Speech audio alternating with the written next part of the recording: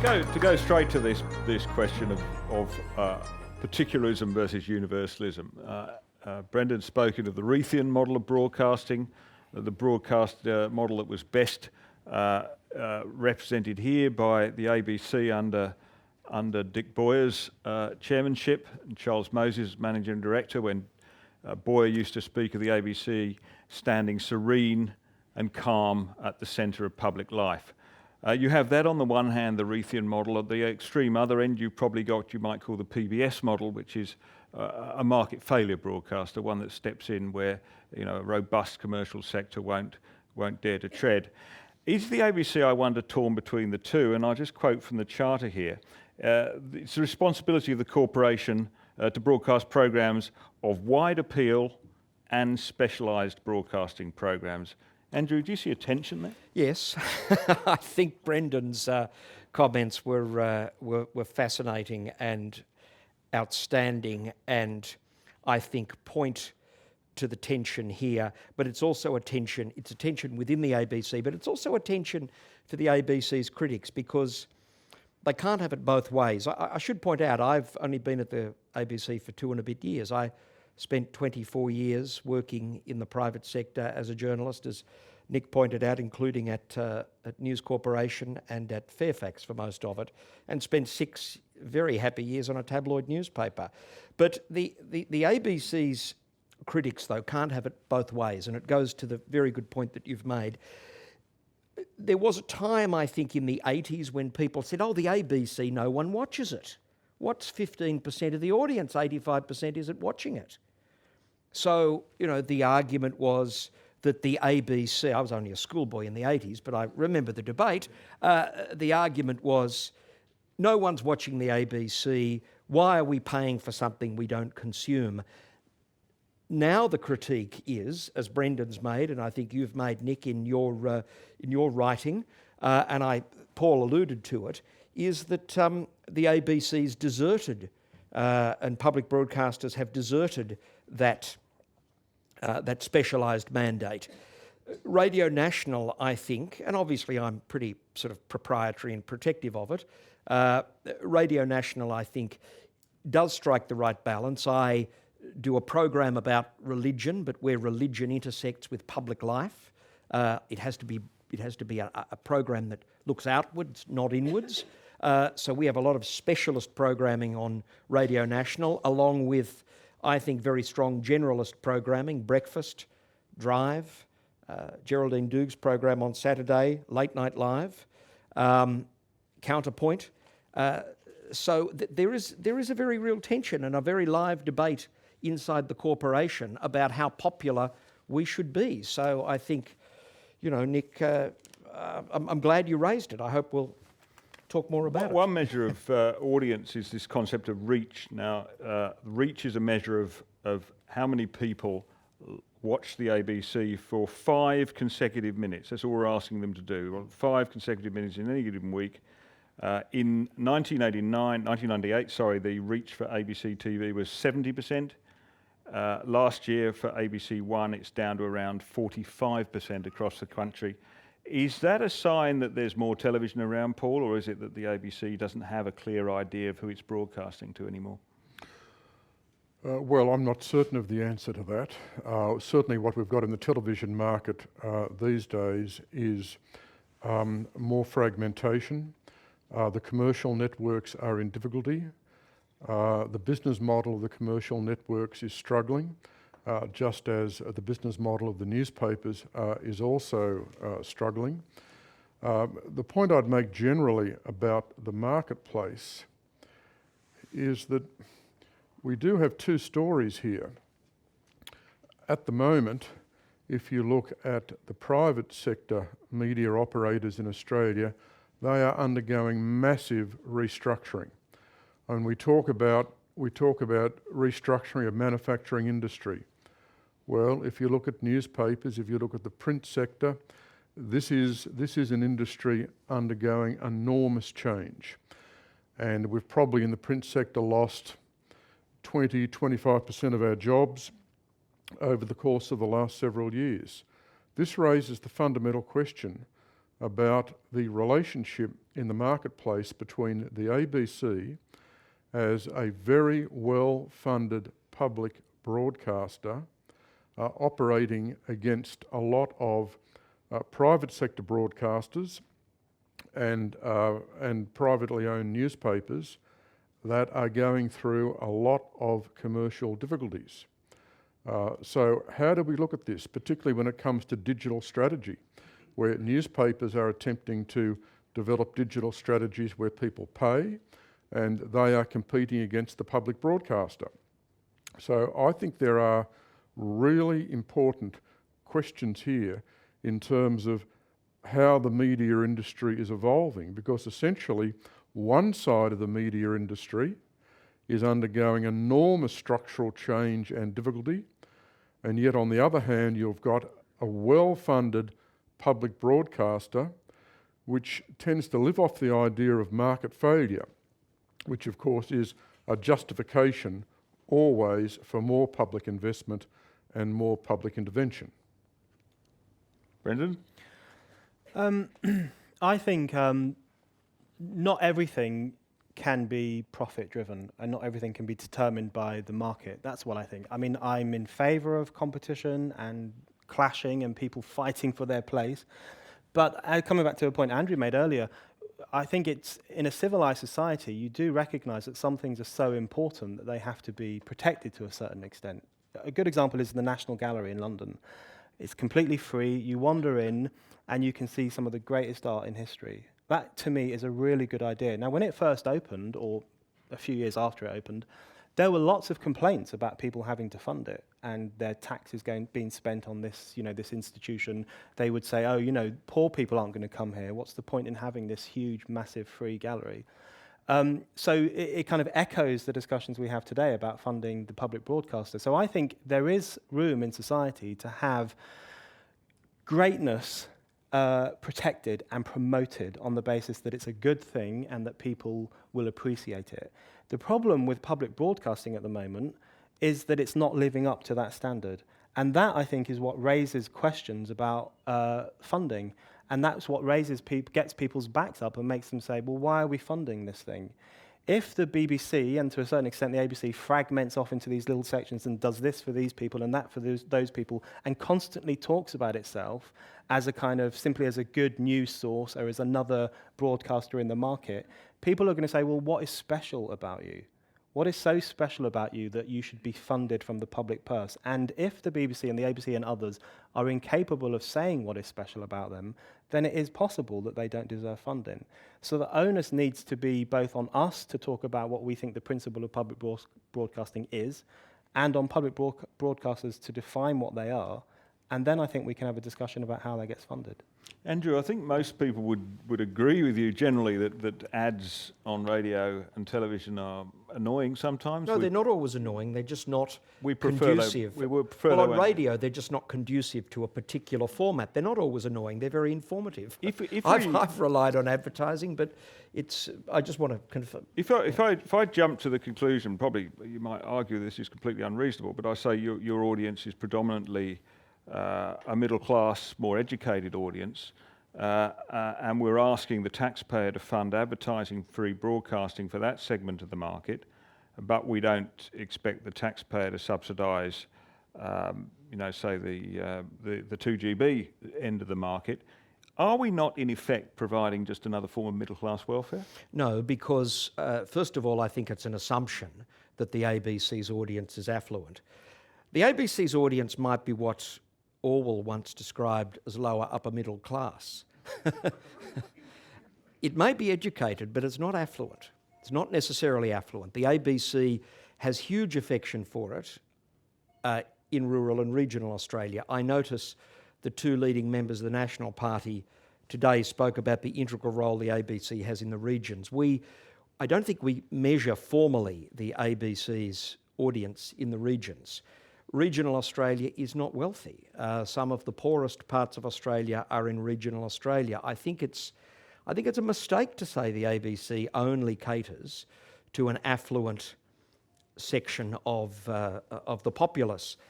But even if it did, the point is it's available to everyone. I want to engage with some good points that Paul made at some point later about the ABC as not being on a level playing field. But to conclude this point, I don't accept that the ABC's audience is from such a narrow socio-economic strata, and I don't think there's conclusive evidence on that. I really don't. How do you see that one, Paul? Yeah, I think one of the strengths of the ABC, as I said, is that I think it's got very diverse constituencies. Now, this goes to one of the points that Brendan has made as well. I don't think, from what he said, that we're nearly as bad as the BBC in terms of putting people in boxes. But in the contemporary media marketplace, you've really got to play to demographics. You've really got to build up your constituencies, as I argued in my presentation, based on political culture and income. I mean, this is what media leaders and editors and producers work on. This is how they think. They're appealing to listeners and viewers. They're out there looking at their product, the way they devise and create their product, and building up brand loyalty through their product. And as I said, I think this is a discussion we never have about the ABC. We never actually talk. When we discuss the ABC, we never discuss what's actually going on. We never discuss what matters. We never discuss the real decisions that are being made or who makes them. Who's got the power in the ABC? Who runs the ABC? I mean, we don't have these discussions at all. We know the minister doesn't. We know the chairman doesn't. We know the board doesn't have much influence. We've got a managing director who evidently has the title of editor-in-chief, which is ludicrous, because the managing director of the ABC cannot be editor-in-chief and actually do the job. So there's a whole issue here about where the power lies in the ABC and who takes the decisions and on what basis they take these decisions, all of which I think is highly pertinent. But I think one of the strengths of the ABC is that it does have a number of different outlets playing to different parts of the country, whether we're talking now about rural and regional or younger people or highbrow. This is a very complex and, I think, on balance, highly successful media organisation. It's going to become more influential and more powerful in the course of the next 10 years. Nothing is more certain as the rest of the media fragments. That's why we need to have this debate. I think there seems to be a clear agreement, and I think there would be more broadly, on the principle that the ABC has a special responsibility to serve rural and regional Australia. And yet, more than half the ABC employees are based here in the state of New South Wales. Is that a problem in Britain too, Brendan? Not that they're in New South Wales, but White yes. City. Well, the BBC is currently going through a massive change, and it's moving its operations to Salford, which is in the north of England, and it's not the nicest town in the world, but precisely because they're so sensitive to the accusation that they're just London-centric, media lovies, they all live in Islington in London, and so on and so forth. And that's proved quite unpopular with BBC staff because they don't want to live in the north of England. So lots of them left. But I think it's a kind of phony gesture, actually, because what it's trying to do is trying to disguise the fact that actually the BBC has become increasingly London-centric and living in its own kind of media bubble, and it's become quite self-obsessed, and as a consequence of having lost its broader public scope and vision. I think this comes back to a point Paul was making earlier about the self-obsession of the ABC and their over-willingness to defend themselves a bit too much. The BBC is a lot like that as well. And in fact, one problem with the BBC is that it's become almost a political player in Britain now. And what happens is that, the left, broadly speaking, or small L liberals in Britain, look to the BBC to kind of hold the government to account. Their hero is Jeremy Paxman, who presents a nightly TV news show called Newsnight. He basically just barks like a lunatic at every politician who sits in front of him.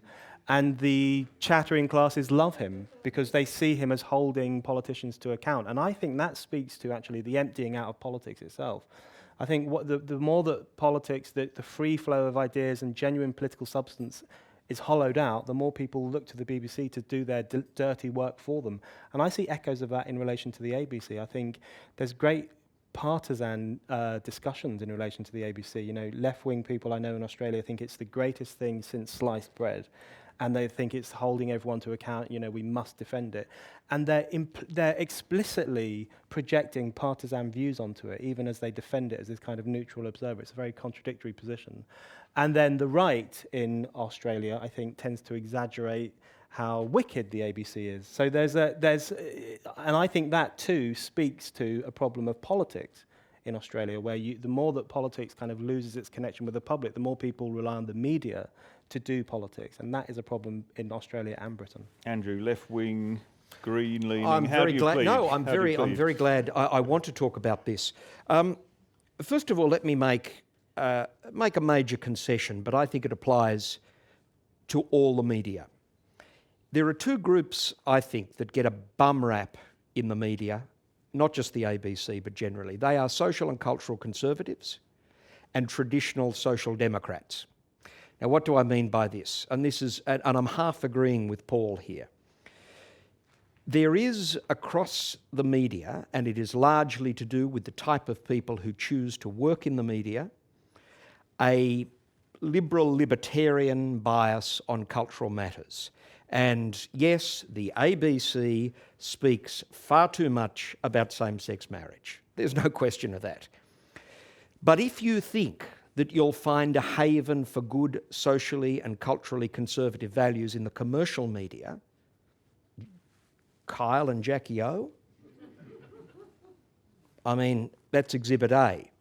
So yes, you get, even for example, in the Australian newspaper, which I think is a good newspaper, but the only consistent cultural conservative is Angela Shanahan. Most of the Australians' commentary is on economics and sort of geopolitical matters.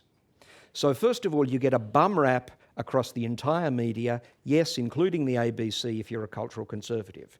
Where I disagree with Paul, and there is a program, I think, that highlights all of Paul's concerns, and it's called Late Line Business. Paul, I seriously challenge you, with all respect to you as a leader in our profession, to tell me that late line business is tearing down the ramparts of capitalism.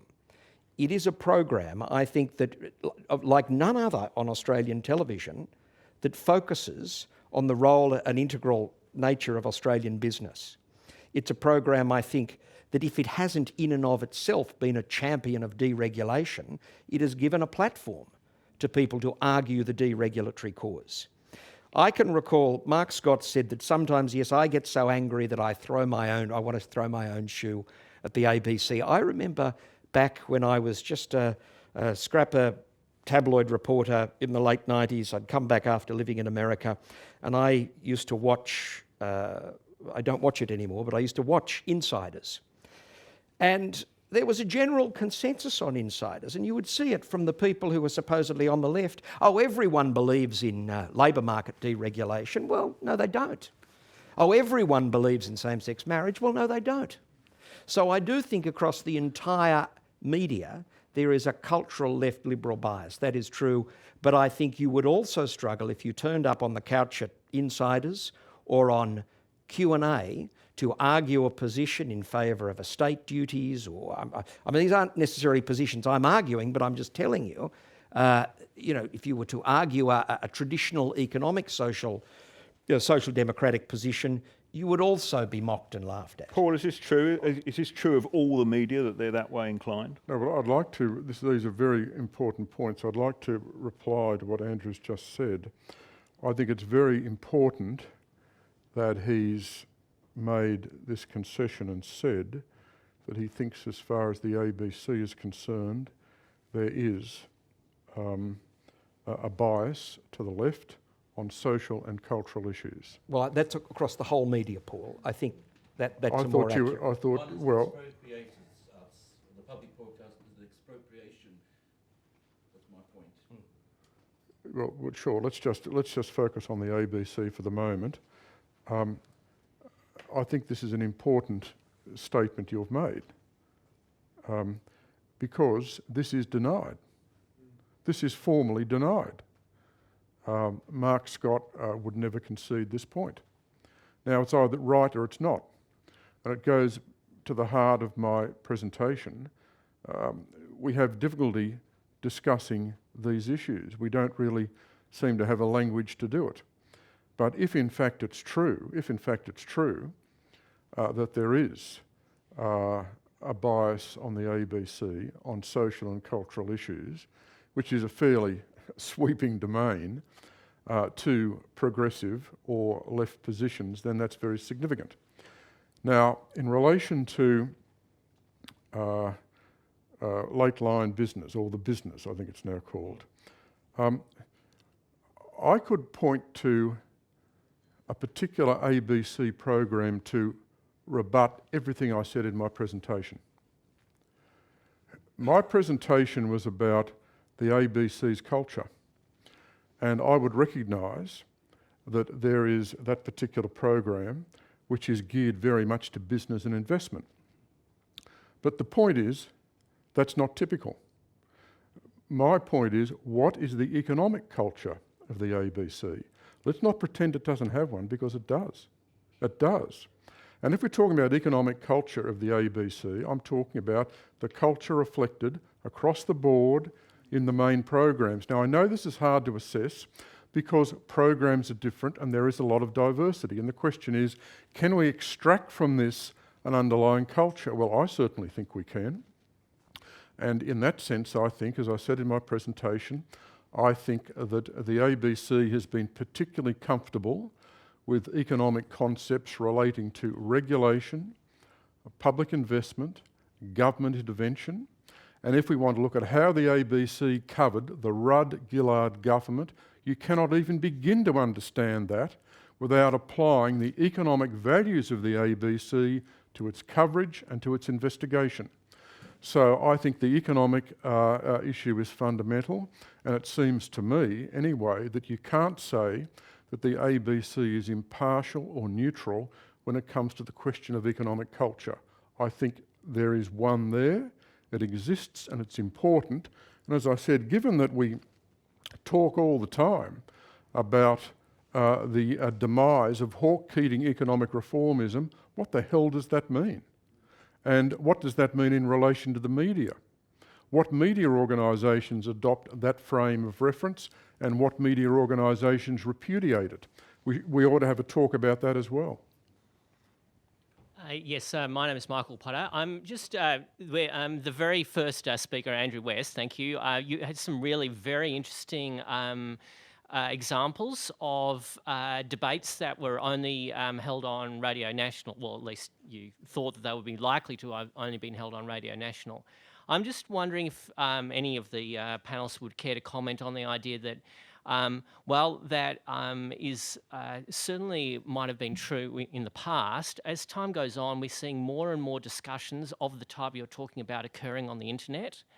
And I guess we can say that those debates will only occur in broadcast form on Radio National. But if you look beyond broadcast and you think about the other types through which you can engage in debate, the internet in particular, and perhaps to a lesser extent newspapers, but probably the internet is the most important medium to talk about, we would see that those types of debates, maybe not all of the debates you're talking about, but a large number of the debates you're talking about could actually occur and perhaps even have occurred on the internet. I think this is a very good point just for TV. I better leave it there. Sorry. For radio and TV, right? We can do things on the internet now. Do we still need that bloody great tower up at Gore Hill, or can we knock that down and just do everything through the internet? That's an excellent question. The point is, though, it's on the internet. If you think that we should consume everything by sitting at a computer, reading a computer for 7 hours a day, I guess that's true. You know, radio's redundant. My argument is that, and it's not an argument about the superiority of the public broadcaster over its commercial rivals, it's an argument about the uniqueness of the public broadcaster.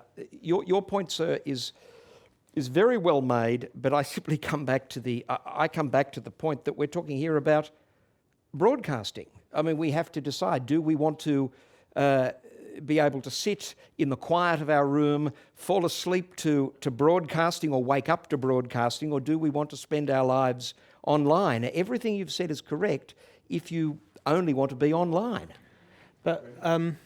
But Andrew, I don't think you've made the case for what is really unique about the ABC. I mean, aside from the fact that it doesn't have adverts, that seems to be one of your core arguments, that it allows people to listen more leisurely and be more thoughtful while they're listening to things. But the question of the content, what is special about the content, what is special about the approach, that's what the case that I think needs to be made. And you hear this in the BBC a lot as well. People will say, "Oh, well, our TV shows don't have adverts, so you don't have to flick through the channels." But you think to yourself, well, there must be more. If we are funding this through a TV license, which if you don't have, you can be arrested, you have to give us something more. There has to be something more profound, and I don't think the case has been made.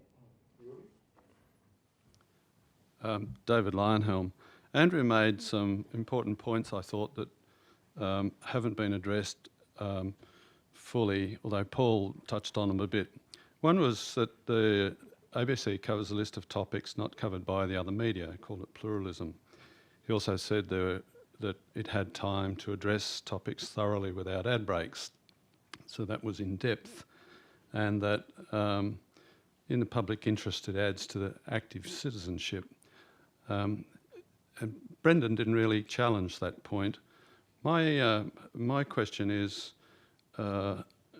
nobody's really touched on the fact that these things are only possible because the ABC is there in the first place. If somebody else wanted to do these things from a commercial perspective, they would find it quite difficult. And that's historically been a dampener on private sector investment in the media. It's a point the CIS has actually made in its publications, I think. But the point about it is, of course, that that's no longer true. You can have topics not covered in the general media on pay TV. The range of programs there is vast, and of course you pay for that. If you don't want to watch it, you don't have to pay for it, whereas you don't have that option with the ABC. You have stations on pay TV which don't have ad breaks, or if they do, they have them at half-hour intervals and that sort of thing, so you get in-depth coverage. And there's certainly plenty of what did Brendan call it? Source of greatness on some of the programs. So I'm interested in your comments on that. Whether you think, in 5 years, 10 years' time, any of what you believe currently the ABC points will still be valid. And just while I've got the microphone, the other point you make is about the RARA, rural and regional Australians, and their fondness for the ABC. Once again, to a large extent, that's because there's no competition. Now, the competition has gone away. My argument is the competition has gone away because the ABC was there. It crowded it out. And not only that, but the ABC uses its rural audience as a device, as a political device to leverage against the government. So I guarantee that if the government cuts the ABC budget in May, the first thing that the ABC will say is rural and regional radio will have to be cut, and because they know that it will foment a backlash. Could I get a quick response from you on that, Andrew, and then to Paul Kelly? Sure. Well, first of all, thank you for that question, Senator-elect, and I hope that you will be a participant in ABC discussions. On the question about whether pay TV can provide what the ABC does already, I don't know what you pay for pay TV. I've never been a subscriber. The figure for the ABC and all of its services, I think, is about $120 per household per year. Per household, not per person, per household. The point about pay TV is you have to pay for it. Now, if you accept... What's wrong with that? Well, if you accept as... Okay, then, you see, I put it in the same category as public schools or universities, public libraries, institutions. museums that I think are there as part of our civic development. Now, you can point to a whole lot of deficiencies, and I will concede some of them, as Brendan has pointed out, but I put it in that same category as things that ought to be available. It's I guess just, I mean, I think this is basically a centrist position accepted by the vast majority of the population. There are some things that we ought not to have to pay for directly, and I think the ABC has got very good value for money. I think if it's $120 per household per year, it's a lot cheaper than cable television. Well, look, there's too much to go through there. I'll just make one point. I think pay TV is playing a very interesting role at the moment. Now, I'll declare my interest here, seeing I'm now associated with Sky News.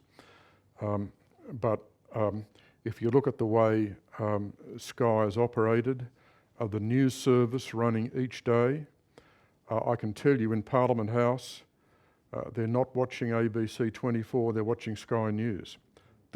That's what happens.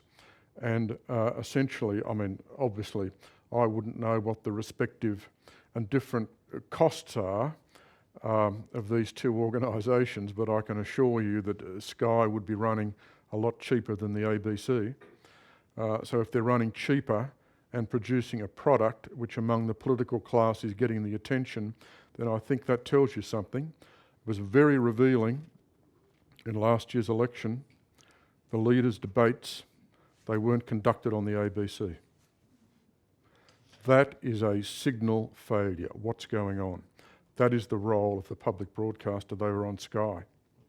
Now, I can tell you there are important factors beneath that which go to the thinking about the ABC. And anyone who thinks the ABC doesn't have a problem, as the national public broadcaster, if during the course of an election campaign it is not broadcasting the debates between the Prime Minister and the opposition leader, well, clearly, you're wrong. There is a problem. Did you detect much hand-wringing at the ABC over not getting the leaders' debate? No, but I didn't delve into whether there was hand-wringing or not, to be honest with you. Paul, actually, thanks to an exclusive front-page story in the Oz, we know that they're fighting over whether they watch Fox News or News 24 in the gym. That was on page 1 of the Oz. Yes. So they're not quite as unanimous in their viewing choices at Parliament. We might get another question from the audience finally, and then we'll just wrap up. Okay. Thank you. Thank you, panel. My name's Warwick Cook. Brendan, this is to you. In 1960-61, when I was a 21-year-old, I went to England on working holiday and got one of the culture shocks I received was watching BBC TV and seeing discussions, stroke debates, that went on for an hour and a half. And they didn't have a Q&A panel, and it wasn't with only a few people. They had 8 to 10 people on one side, say 8 to 10 at least on another side, and they had a full civilised debate and discussion about a particular subject. You would come away from that thinking, now I understand where the proponents and the others stood on that. Does that still happen in England? And I wish it would happen here, because I think the ABC is probably the only vehicle that could do that. A real in-depth, thorough discussion on topical matters. No, unfortunately, it doesn't happen, and that's what you've described is precisely the kind of decline that I'm talking about, where it's not just, it's not just that they no longer pump opera into people's houses at 8 p.m., which would be a bit weird in 2014, but it's that they no longer have those thoughtful discussions. They no longer give people the space in which to think and concentrate and reflect on the world. And so a good example of this is Question Time, which is our version of Q&A, or rather Q&A is your version of Question Time. I remember Question Time in the 80s when I was growing up, and it was on for longer. There'd be 4 politicians. They would talk very seriously. What you have now is there's always a comedian on the panel. There's always, some 21-year-old woman who's just started writing a column for a newspaper and doesn't know her arse from her elbow. They throw in these various people to try and liven it up. It's all about livening up. It's all about making a connection. And it's not about giving people the space in which to think. And that is precisely the problem with the BBC. You can see that kind of downward spiral. And I think it speaks to the things I was talking about earlier, which is not trusting the public to be able to think about things and not being able to make value judgments about what is good art and good discussion and what is more throwaway. And the BBC's inability to do that, I think, speaks to some serious social problems today. We'll have to wrap up, but I might just throw to what we used to call a continuity announcement at the BBC. Do you still call this? So you can. We do, or handover. You can listen to Andrew's excellent show at 5:30 tomorrow on ABC Radio National. Paul Kelly, you'll have to pay, unfortunately, but he'll be on Sky News on Sunday morning as usual at 8:30. And Brendan O'Neill, if the ABC haven't changed their mind, will be on Q&A on Monday. So that's the...